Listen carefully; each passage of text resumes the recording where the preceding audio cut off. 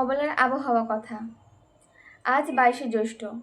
আষাঢ় মাস আসতে আর বেশি বাকি নেই, কিন্তু গরম ও আর্দ্রতার দাপট জারি রয়েছে বঙ্গদেশ জুড়ে। তবে খুশির কথা এই যে উত্তরে পাহাড়ি এলাকায় যে বৃষ্টি এক নাগাড়ে চলছিল, গত 24 ঘন্টায় বিক্ষিপ্ত ঝড় বৃষ্টিতে ভিজে যায় প্রায় সমস্ত জেলা। এর ফলে সাময়িক স্বস্তি মিলেছে। তবে প্রাক বর্ষার বৃষ্টি শুরু হতে আরও অন্তত কয়েকদিন অপেক্ষা করতেই হবে।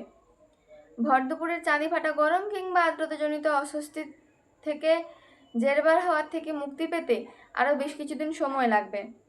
উত্তরবঙ্গের ওপর সক্রিয় অক্ষরেখা অনুকূল বায়ুমণ্ডলীয় পরিস্থিতির জেরে জলপাইগুড়ি, আলিপুরদুয়ার, দার্জিলিং, কোচবিহার ইত্যাদি জেলাগুলোতে বজ্রবিদ্যুৎ সহ ভারী বর্ষণের সম্ভাবনা রয়েছে আগামী সপ্তাহে। অপরদিকে দক্ষিণবঙ্গের জেলাগুলোতে স্থানীয়ভাবে বজ্রগর্ভ মেঘের সঞ্চার ও ঝড় বৃষ্টির সম্ভাবনা থাকছে আগামী সপ্তাহে।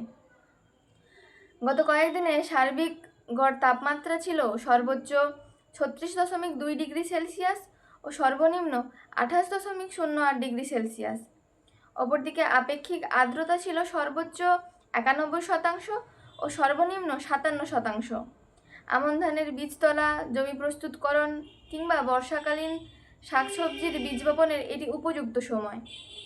মৎস্যজীবীদের দূরবর্তী সমুদ্রে যাওয়ার আগে স্থানীয় সমস্ত আবহাওয়া বার্তা সম্পর্কে অবগত থাকা আবশ্যক।